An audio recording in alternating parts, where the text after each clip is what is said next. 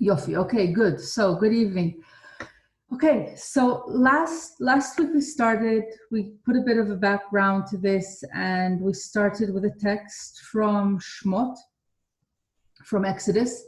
And then I sent you off with we started talking about Shamitah, and I sent you off with a question on cycles and the difference between your perceived difference, or your understanding of the difference between cycles that are uplifting or sacred and cycles that are Sisyphean. So maybe people would like to share a bit about their thoughts about the differences.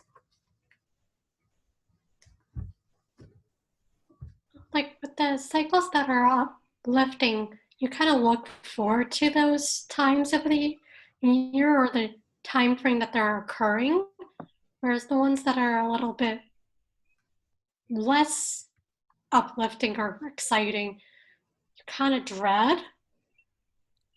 Mm-hmm. Okay. What else? Thank you, Miranda. What else do people find or want to say about different types of cycles?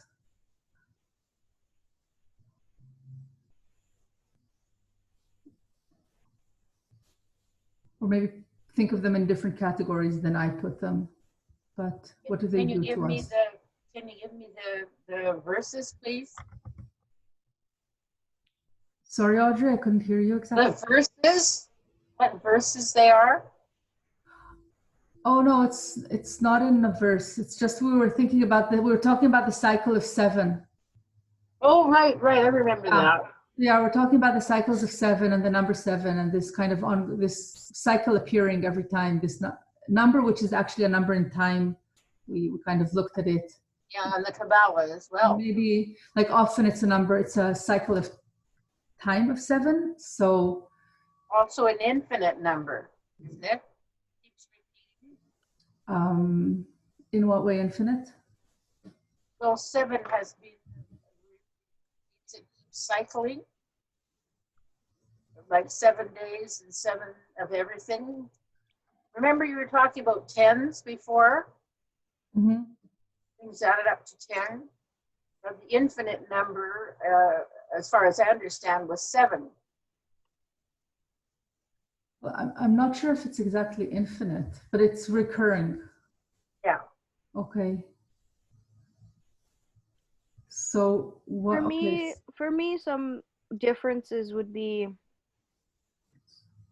and I've really actually been revisiting some positive and negative cycles lately, which is really interesting for me to like have it timed with this. But for me, some of the characteristics of the more positive cycles would be bringing like, and I'm thinking about it in terms of times of year as well, but like in terms of years of our life, it's like times that parts of ourselves come together and like maybe like integrative aspects start coming together.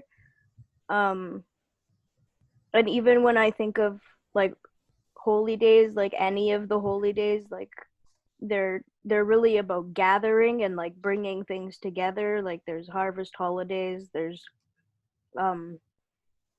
so those times that are uplifting often have to do with integrating aspects of life. And then the cycles, thinking about the more destructive cycles, are often kind of the opposite of that. It's like times in our lives when we forget aspects of ourselves, or maybe we're feeling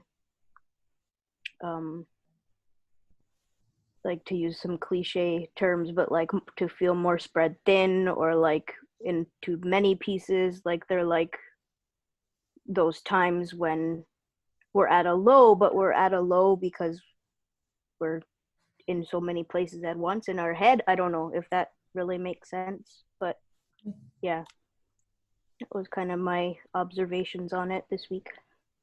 Okay, thank you. Thanks. Okay. Any other thoughts before we go into continue our research here on Shemitah and the 7th year. Okay, so we'll kind of keep in mind all this kind of like the push and pull of cycles, and I'm also going to keep in mind this idea of something infinite, something that's forever recurring. Okay, so we'll kind of keep this in, and now I'm gonna, oh, and people are putting, okay. Is Robert able to hear us today? Doesn't sound like It's like it. specifically for this class, because every other thing he's Yeah. able to. It's really weird. Okay, so I'm gonna share now, I'm gonna share our notebook here, and we're gonna look at this text. And this here is from Leviticus. So first, let's just read it. If somebody can read it for us in English, and then we're going to focus on a couple of things, not on the whole text. But if somebody could just read all of it for us, please. Don't run away. Okay, Ken. I can do it if nobody else is interested in reading tonight. Thank you. Thanks, Miranda. Yeah. The Lord spoke to Moshe at Mount Sinai, saying, "Speak to the children of Israel and say to them, when you enter the land that I am giving you, the land is to cease, a Sabbath ceasing to the Lord. For 6 years you are to sow your field, for 6 years you are to prune your vineyard, then you are to gather in its produce. But in the 7th year there shall be a Sabbath of Sabbath ceasing for the land, Sabbath to the Lord. Your field you are not to sow, your vineyard you are not to prune. The aftergrowth of your harvest you are not to harvest, the grapes of your consecrated vines you are not to amass. The Sabbath ceasing shall there be for the land. Now the Sabbath year of the land is for you, for eating, for you, for your servant, and for your handmaid, for your hired hand, and for your resident settler who sojourn with you, and for your domestic animal and the wild beasts that are in your land shall be all its produce to eat." Okay, thank you very much. So first of all, I want us to focus, we'll focus here on the first verse today, actually. This is what I want us to look at. And the first thing I want us to look at is the Shabbat.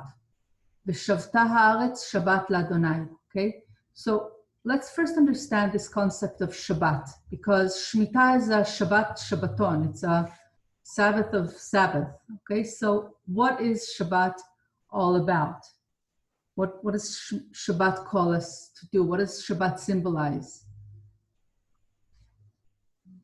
So it's a time of rest, a time of ceasing to work, and it's a dedication to Adonai. Mm-hmm. Okay. Dedication to Adonai is, yeah, that's really important. So it's also a dedicating.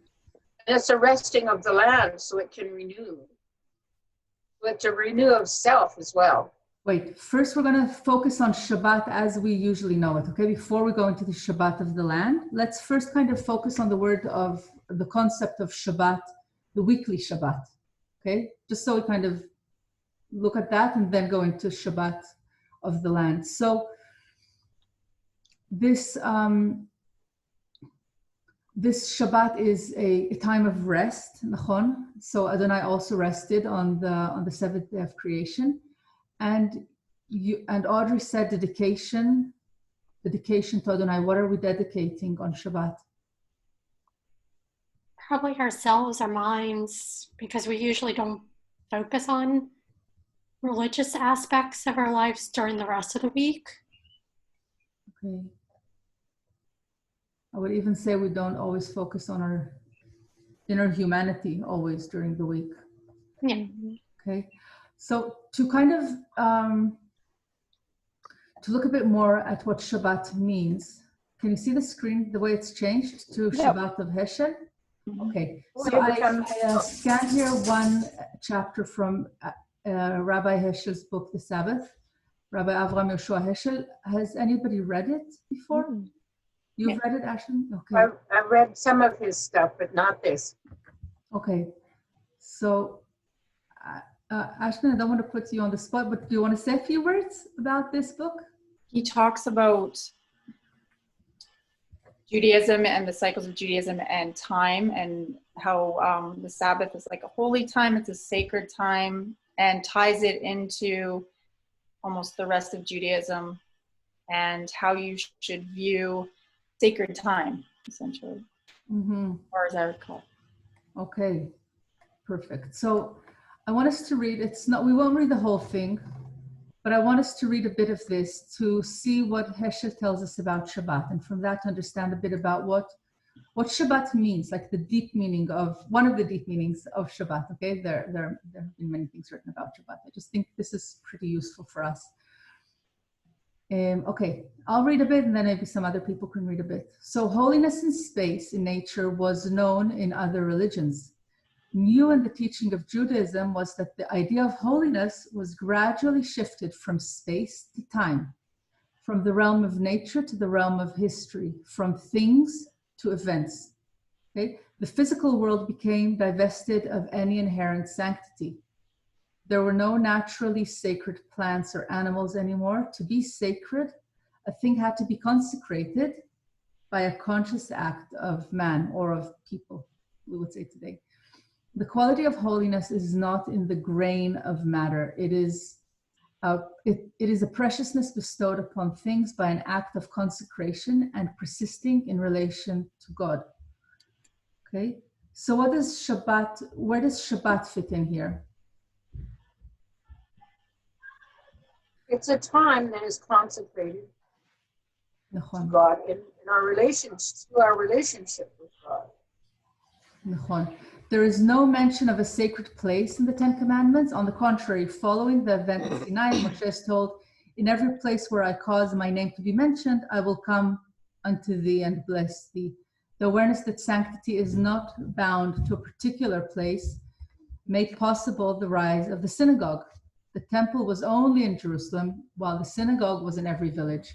There are fixed times, but no fixed place of prayer, okay? So even today, there are fixed times of prayer. During the day, there are consecrated times. You can't do the shacharit prayer in the afternoon because it's not the right time. But you can do it anywhere you want, okay? So, so the idea of time as taking over place is really important, and it's very important in Heschel's thinking. Okay, let's just jump a bit to the end here. Who can read from the sense of holiness in time is expressed in the manner in which the Shabbat is celebrated? I can. The sense of holiness in time is expressed in the manner in which the Sabbath is celebrated. No ritual object is required for keeping the seventh day, unlike most festivals on which such objects are essential to their observance, for example, unleavened bread, shofar, lulav, and etrog, or the tabernacle. On that day, the symbol of the covenant, the phylacteries displayed on all days of the week, is dispensed with. Symbols are superfluous. The Sabbath is itself the symbol. The Sabbath is all holiness. Nothing is essentially required save a soul to receive more soul. For the Sabbath maintains all souls. It is the world of souls, spirit in the form of time. All sages agree, we are told in the Talmud, that the first feast of weeks on which the Torah was given fell on the Sabbath. Indeed, it is the only day on which the word of God could have been given to men. Okay. Every seventh day, a miracle comes to pass, the resurrection of the soul of man, and of the soul of all things. A medieval sage declares, the world which was created in 6 days was a world without a soul. It was on the seventh day that the world was given a soul. This is why it is said, and on the seventh day he rested. Do you want to help me with that word, Rabbi? Vayinafash. Vayinafash. Nefesh means a soul. Thank you very much. So Vainafash means, like the midrash that he does on this is not that Adonai rested, but that the world was imbued with a soul at that moment. Okay, so he does a midrash here. So let's just kind of, maybe somebody can just bring all of this together and tell us what Heschel tells us about Shabbat. How do we understand what does Shabbat mean for us through this lens?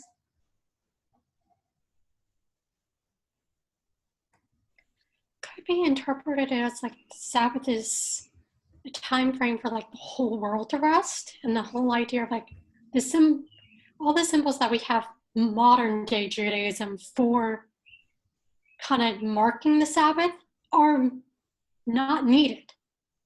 Mm-hmm. What is needed? It just needs us to rest. To acknowledge, to consecrate. To acknowledge it, which is by stopping. Mm-hmm. And all the symbols that we do on Shabbat are in order to consecrate the day. So the wine that we say, the kiddush on, the blessing on wine and the blessing on bread, don't make the wine or the bread sacred in any way. They're just wine and bread. We just use them to symbolize that we are sanctifying the day. Okay? That's all we do with these things. It could be, and as I said, I mean, I shouldn't say it, but you could use orange juice if you really need to. Okay, I mean, not everybody would agree with me, but actually we could use something else. Okay, if the real meaning of consecrating the day with this, and actually on Shabbat morning, it is traditional in many places when we do kiddush on Shabbat morning. Like when I grew up, our tradition for Shabbat evening was wine, but Shabbat morning could be anything. Like it could be whiskey, it could be brandy, it could be beer, like it could be whatever you needed, okay? Because you just use it because the day is holy. It's not the wine that's holy. Okay, that's really important because it means that the physical symbols are not imbued by holiness. The day, the time is holy. Okay, that's really important. So now let's go back to Shemitah and ask ourselves, so first of all, so what does it mean that Shemitah is a Shabbat of the land? Would you explain Shemitah? Sorry? Explain Shemitah. Okay, so you weren't here, I guess, last week. No, you weren't here. No, I wasn't. No. Yeah, no. Okay, so Shemitah, so I'll just kind of, Shemitah is, so as we said, literally, like the literal word of Shemitah is letting go. Okay, shamat, letting go. But in Torah, when we're talking about Shemitah, we're talking about the 7th year. There are 7-year cycles, and on that 7th year, you let go of the land. The land does not belong to you anymore on that 7th year. The land belongs to nobody on that 7th year. Okay, there is no ownership of land on that year. It's wild. It belongs to everyone and no one. Okay, all the animals can come in and eat. All the people can come in and eat. You're not supposed to work the land. It's supposed to rest. It has its own Shabbat. Okay, so on Shemitah, if Shemitah is the 7th year, it is a Shabbat of the land. We're talking about the sacredness of time as a Shabbat. So what does that turn Shemitah into? What's our relationship with the land at that moment?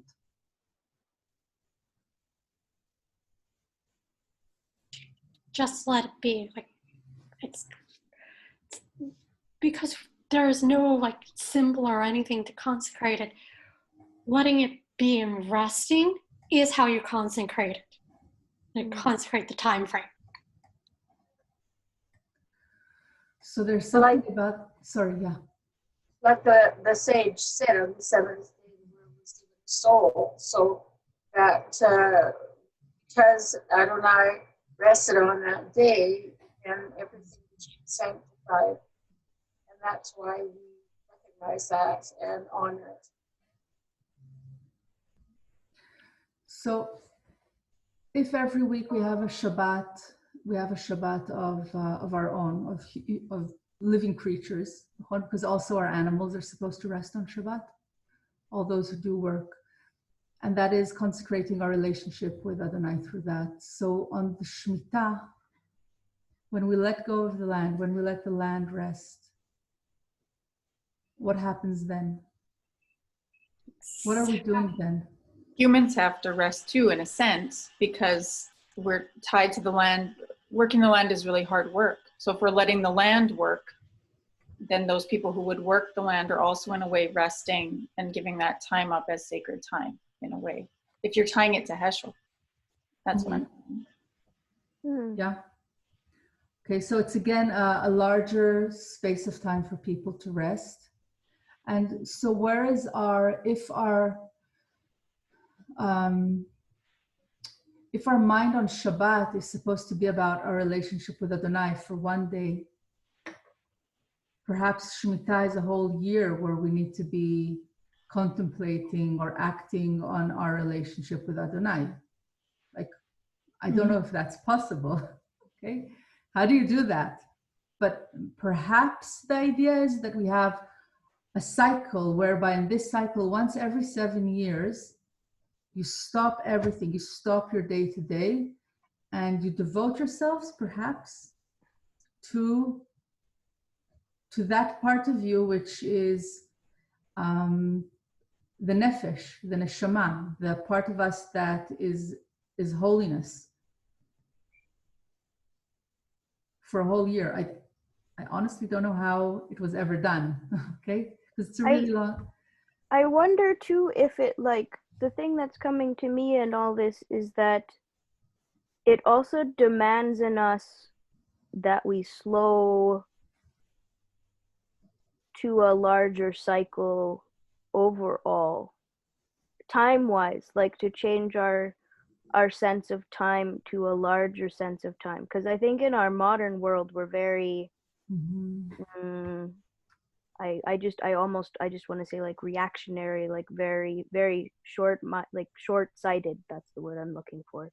And this really forces us not to be, like, it really forces us to think in 7-year cycles, which is a very different way of thinking of time than our usual, like, oh, the next holiday's in 2 weeks, or I have a holiday, I have time off work in a month, and then I start work again in September. And like, it really, it just gets you out of that contemporary mental structure of how we structure time. Like, it really changes how you think about time as well in a bigger picture.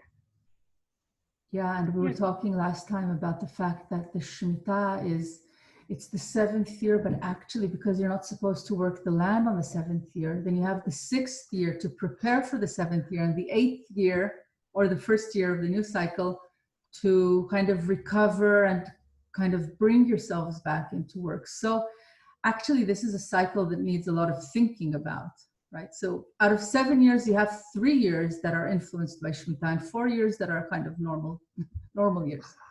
Okay, so a lot of our life needs to be about planning in this kind of cycle.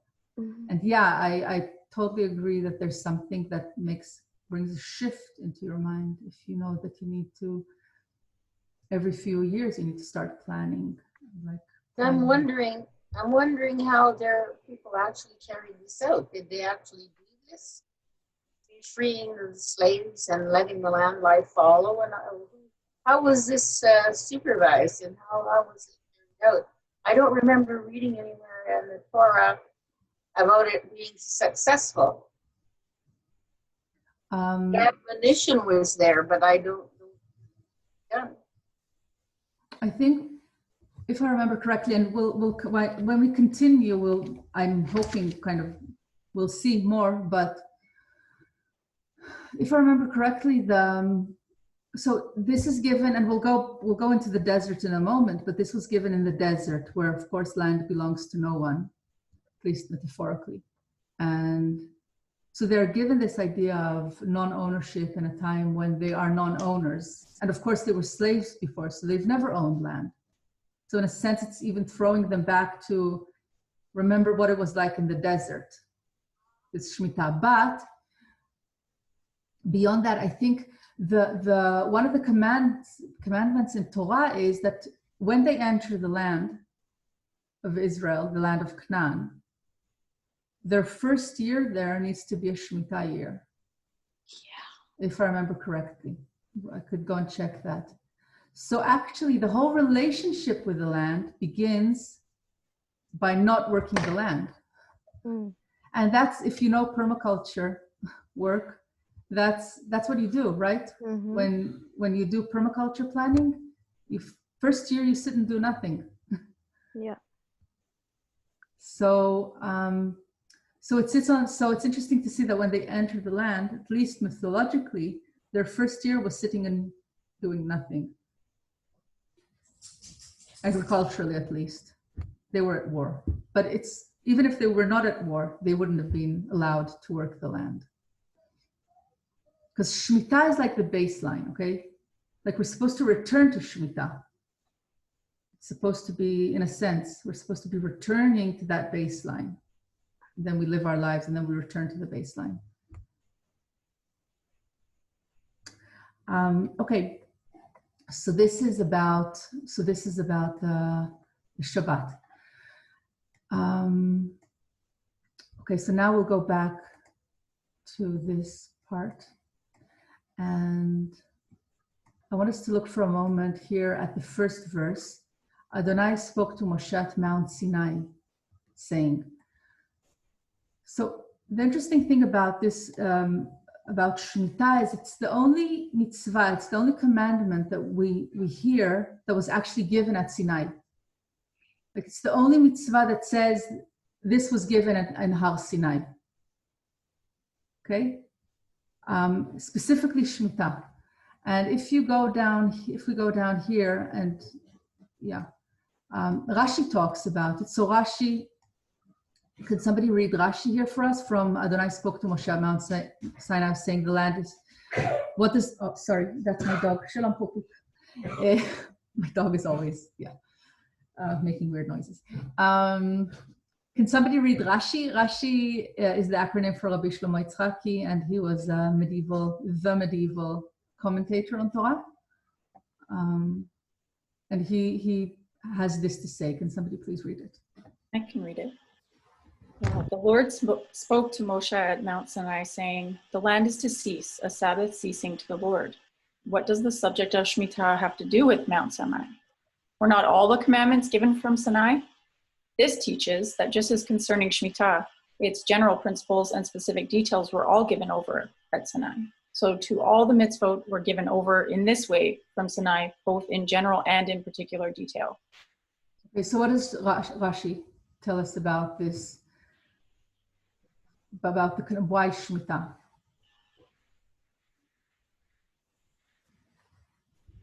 What does he learn? What does he learn from it? We'll see what we learn from it in a moment.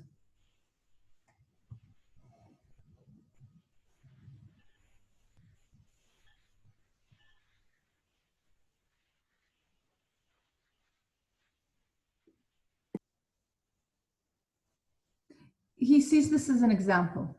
He says Torah is giving us an example. It's telling us that in the same way that Shemitah was given at Sinai, and then we have a whole list of explanations about what Shemitah means. In the same way, all the mitzvot were given at Sinai with all of their explanations. Oh, okay. Okay? So, and this is pure rabbinic thought. It's like saying oral Torah and written Torah were both given in Sinai. And Shemitah is one example of where we have what oral Torah would usually tell us, all the other information. In this case, we have just we have one mitzvah that exemplifies it. But why Shemitah? And this is a question for us. Why was Shemitah the example? Maybe it's the most complex or hardest concept to understand, especially when you're going from not having any land to, oh, look, now we have land kind of thing. You have land, but not really. Yeah. So that's where it gets like kind of hard, maybe complex for people to understand. Like, wait a minute, we're going from having no land to kind of having land. Mm-hmm. Okay. I think it was given as the example because it was the Shabbat of Shabbat, right? It was the seventh, you know, it was big. So it was kind of, it needed, you know, special mention. Mm-hmm. And it's nice that we're echoing the 7 sevens, like all the sevens, and we have that echoing in our later traditions of counting 7 weeks from Pesach to Har Sinai, basically, to Shavuot, right? Did you We know have that that other 7. Did you know that the human body reproduces all of its cells every 7 years? Really? Yeah. It's an actual fact. Every 7 years, the human body is completely replaced with their cellular structure. So you're saying this is almost like a biological clock within us that counts 7. Yeah. Interesting. Yeah. So the most complex or complicated to understand mitzvah in sense of you're leaving slavery and going into a place where, again, who knows who owns the land. And then we have this idea of the 7. What else? What other reasons? Why would Shemitah? I mean, I don't have an answer. I'm just trying to think. Why Shemitah? Why is Shemitah? It's really interesting to me that when they're given something, the first thing that's told to them is remember how this came to be, and that you don't essentially really own it because you have to give it back to who it really belongs to on the 7th day, just like it took 6 days to create the world. And then on the 7th day, you remember who did it, essentially. So going into this relationship with Adonai, into this covenant with Adonai, whereby we are promised, you know, a place to rest if we do everything that we should do. Even at that moment, we're told that it doesn't belong to us. Again, it's moving us away from, place to something else. Like the sacredness of our relationship with Adonai doesn't lie in the place. It lies in time, in going back to remembering moments in time where this relationship was consecrated in various ways. Okay, so it's still interesting that it wasn't the Shabbat that it's expanded on, but rather Shemitah. And I agree that there's something heavier about Shemitah. There's something even less understandable about Shemitah, in a sense that it goes very much against much of the way we understand structures in society, whereby people own stuff. Just because the structures are there doesn't mean they're right, though. No, I agree. And I think the Torah doesn't think they're right. No. Or at least it says that in an ideal world, they wouldn't be right, because they still think about slaves and they still have all this stuff going on. But in an ideal world, they say, no, it's not right. I'm just saying that I think Shemitah is challenging our common understanding of how the world works. And it's saying, even if you bought a house and a piece of land, it's still not yours. Yeah, so, okay.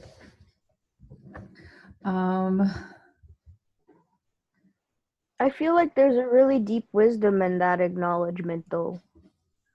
And I feel like maybe like that acknowledgement, maybe that's why it's the first thing. It's like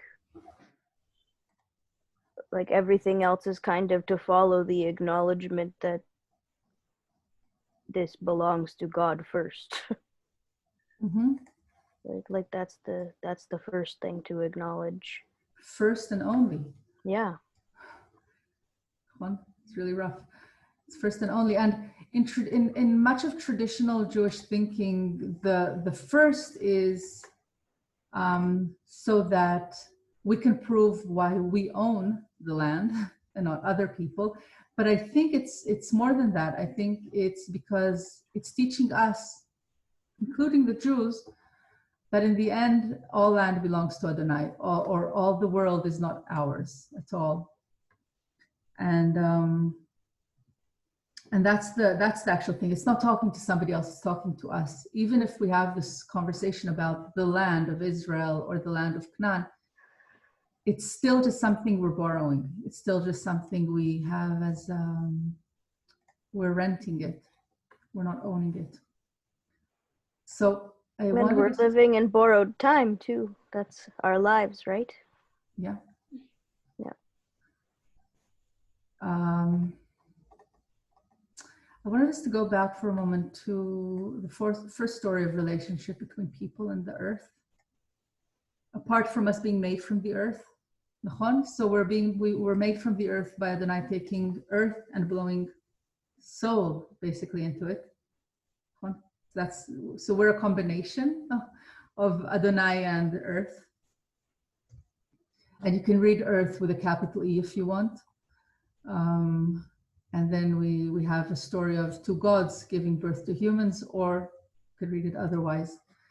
But what happens with this moment of after Adam and Chava have their conversation with the snake, and they eat from the tree of the fruit of Etzadat, from the tree of knowledge? What does Adonai tell them? So Adonai curses them. So let's just read the curse here for a moment.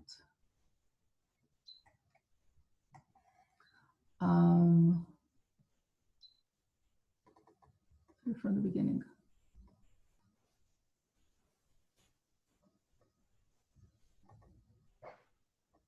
Sorry, I'm just, okay, here. Adonai God said to the serpent. Can somebody read it? I can read it if Thank nobody you. else is interested. Okay, wait, I'm just gonna move it here. So we see, okay, here. Adonai God said to the serpent. Then the Lord God said to the serpent, because you did this, more cursed shall you be than all cattle and all the wild beasts. On your belly shall you crawl, and dirt shall you eat all the days of your life. I will put enmity between you and the woman, and between your offspring and hers. They shall strike at your head, and you shall strike at their heel. And to the woman he said, I will make most severe your pains in childbearing. In pain shall you bear children, yet your urge shall be for your husband, and he shall rule over you. To Adam he said, because you did as your wife said, and ate of the tree about which I commanded you, you shall not eat of it. Cursed be the ground because of you. By toil shall you eat of it all the days of your life. Thorns and thistles shall it sprout for you, but your food shall be the grasses of the field. By the sweat of your brow shall you get bread to eat, till you return to the ground. For from it you were taken, for dust you are, and to dust you shall return. Thank you. So we could do like a whole semester on these few verses, right? Mm-hmm. Go into many places. We're just going to focus though on our relationship with the earth here at this moment.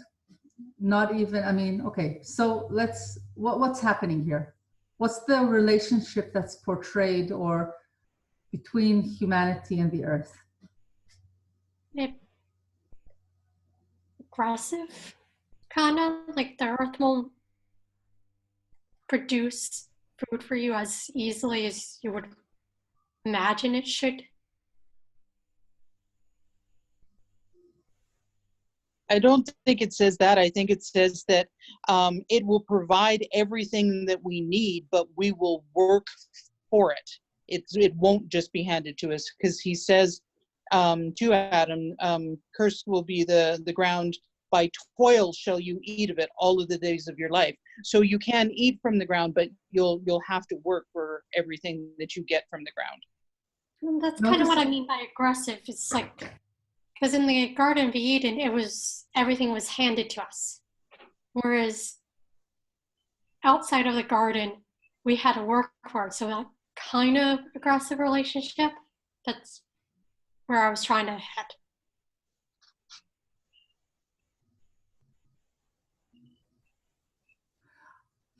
I want us to notice also there's something here that "Arura adama ba'avurcha," cursed be the ground because of you. Okay, the ground is suffering, and that's because of us. What does that mean? What's Adonai doing here?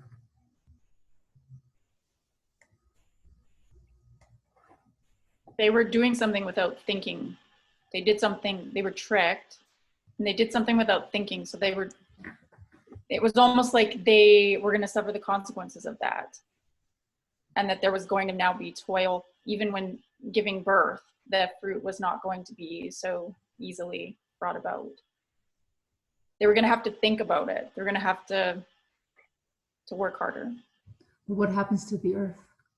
It's cursed. Cursed, it's bringing forth, yeah, thorns. So the earth can't bring forth fruit in the. So there's like a severing of the relationship almost. Yeah. Yeah, it's almost, yeah, he's putting, look at what he says to us and the snake. I will put an enmity, can you say that word? Enmity between you and the woman, and between your offspring and hers. So it's almost in a sense what he's doing here, or what the text is doing here, is echoing that. Yeah. Because the ground is cursed because of us, she might not like us like she might have used to like us before. Her birth, the way she gives birth, is painful, like the woman giving birth. Now, so there's this hardship of relationship, like this hard relationship that is being created in these, but in the end, we're still dust, okay? We're still of the earth. So there's this very complicated relationship. We're taken from the earth, we go back to the earth. To this day when we bury, we have to bury in a way that the person will go back to the earth, okay?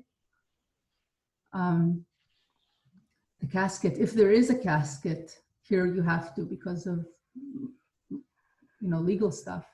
But it has to be one whereby the person will return to the earth because that's our place.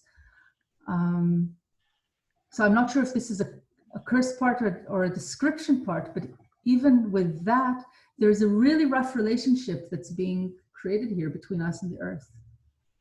Like between us and the snake, through no fault of the earth, actually. These people are cursed, and so is Audrey, I can't hear you. I'm sorry. Oh, I was saying the people are cursed because of their sin, and so is the land. But what was the sin of the land? Well, the land is cursed to the people. It's not going to give its bountiful crops without them having to weed and to do all of these things to the land to get it produced. And the woman is cursed because she's now going to give birth in pain. Mm-hmm. So that's pretty powerful. So I want us to read, okay, so going back to this difficult relationship between us and the earth now, I just wanted us to read for a moment. And again, I uploaded all of this to our notebook. So, where did it go? Here. I think this is it. No. Where did it go? It's all over the place.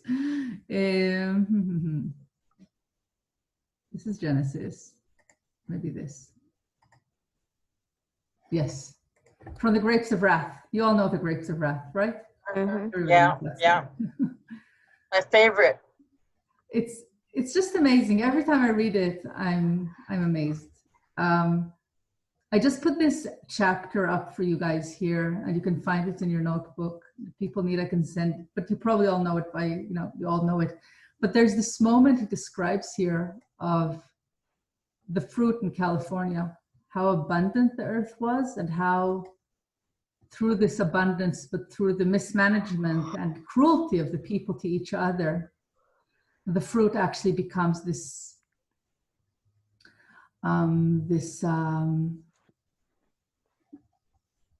rotting symbol. Okay. The smell from the ferment is not the rich odor of wine, but the smell of decay and chemicals. So he kind of describes in this one chapter how this relationship, this Garden of Eden, is actually disintegrating into a place of hell. We don't have time to read all of it at all, but just so you just look at it when you have a moment. Just go over chapter 25 if you have the book, or if not, in the notebook here. And maybe this could be a thought, like take this if you can, and kind of think about it, and maybe write something about it for our next meeting. Okay, from the Grapes of Wrath. But just to end this meeting, I want to go to another number 7 that we didn't talk about, and it wasn't even in the list, in the famous list. So this is in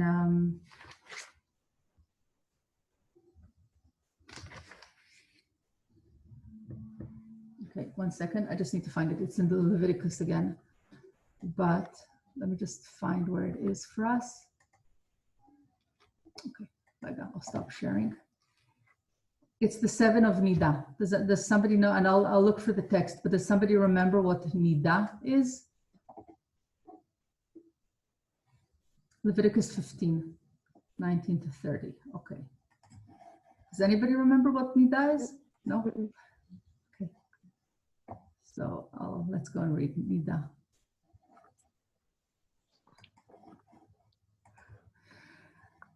Hi.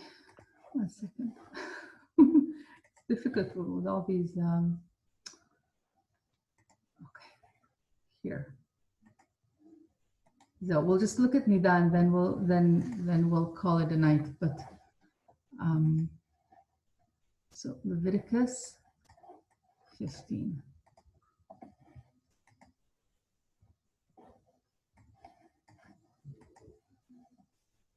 There you go.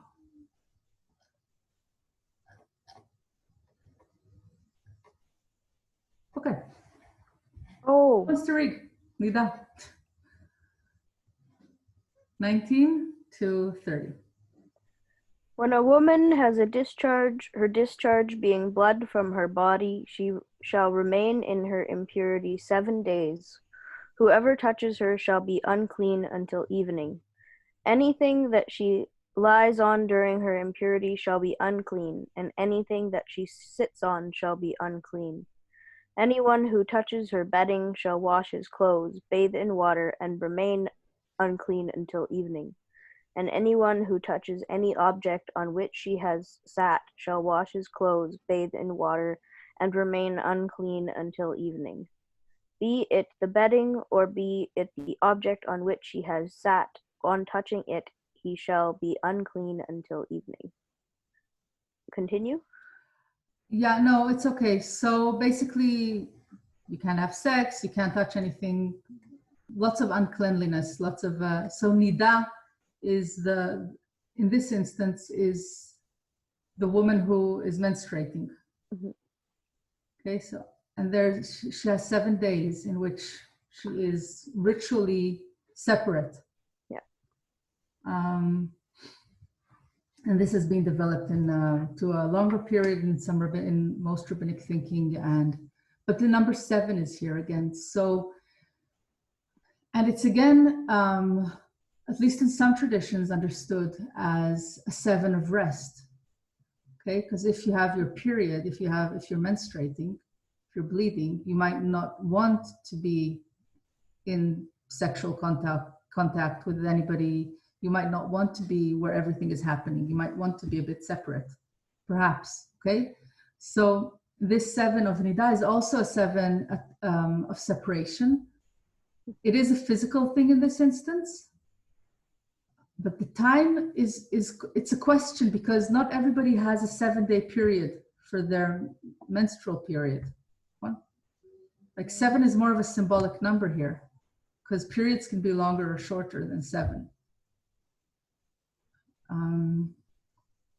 So if we can add this Nida aspect into the story of Shamitah, just to close for today, just adding that aspect of it, what would it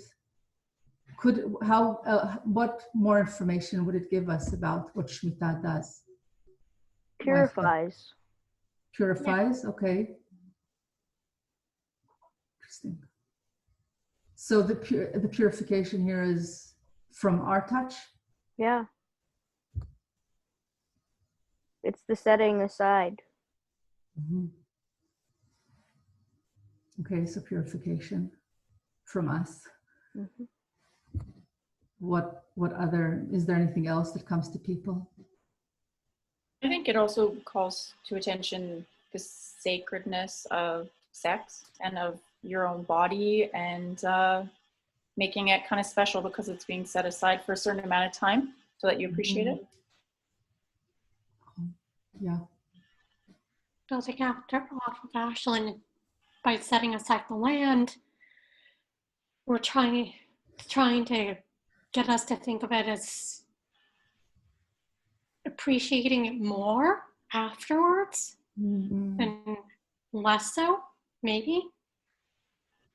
Yeah, so it sometimes sounds like apologetics, but in some like Orthodox settings, they would sometimes talk about Nida as a time where the husband and the wife are separate so that they can yearn for each other.